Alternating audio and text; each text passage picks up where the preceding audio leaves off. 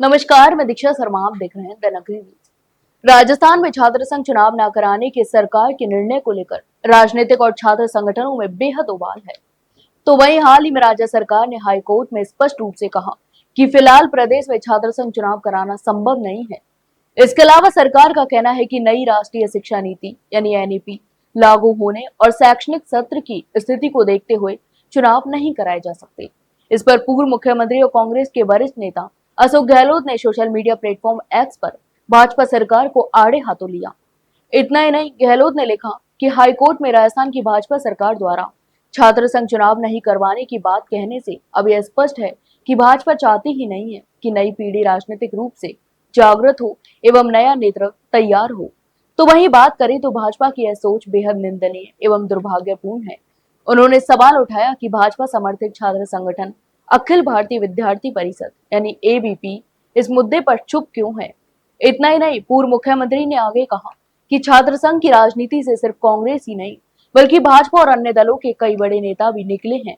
ऐसे में चुनाव नई पीढ़ी को लोकतांत्रिक प्रक्रिया से जोड़ने और नेतृत्व तैयारी करने का महत्वपूर्ण माध्यम है। इसके अलावा गहलोत ने आरोप लगाया कि नई शिक्षा नीति का बहाना बनाकर चुनावों को लगातार टालना छात्रों के अधिकारों का हनन है। उन्होंने कहा कि आरएसएस का छात्र संगठन एबीपी मौन क्यों है, बाकी दलों के छात्र संगठनों के भी इस मुद्दे पर अपनी राय रखनी चाहिए। यह मामला तब शुरू हुआ जब राजस्थान विश्वविद्यालय के छात्र जयराव ने 24 जुलाई को हाईकोर्ट में याचिका दायर की।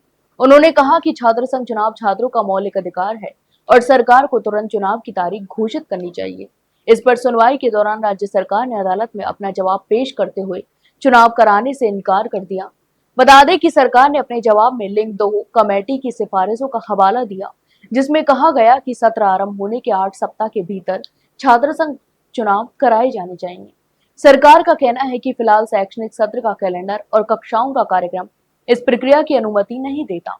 पेश किए गए दस्तावेजों में कई विश्वविद्यालयों के कुलपति की सिफारिशें भी शामिल की गईं, जिन्होंने मौजूदा परिस्थितियों में चुनाव न कराने की सलाह दी है। राज्य सरकार ने तर्क दिया कि नई शिक्षा नीति लागू करने के चलते शैक्षणिक गतिविधियों का ढांचा बदला है और इस समय चुनाव करवाना व्यवहारिक नहीं है। हालांकि इस तर्क को विपक्ष और कई छात्र संगठन अस्वीकार कर रहे हैं। अब यह मुद्दा केवल कानूनी दायरे में नहीं बल्कि राजनीतिक मंचों पर भी गरमाने लगा है। कांग्रेस और एनएसयूआई जैसे छात्र संगठन इसे लोकतांत्रिक अधिकारों पर हमला बता रहे हैं, जबकि भाजपा सरकार प्रशासनिक और शैक्षणिक कारणों का हवाला देकर अपने फैसले को बचाव कर रही है। आने वाले दिनों में इस मामले पर अदालत के फैसले और छात्र संगठनों की प्रतिक्रिया से प्रदेश की सियासत में और हलचल मचने की संभावना है। तो आप इस पूरे मामले पर क्या सोचते हैं, हमें कमेंट बॉक्स में कमेंट करके जरूर बताएं। वही जानकारी अच्छी लगी हो तो वीडियो को लाइक और शेयर जरूर करें और हाँ, चैनल को सब्सक्राइब करना ना भूलें। फिलहाल के लिए इतना ही, जल्द मिलते एक नई जानकारी के साथ। तब तक के लिए नमस्कार।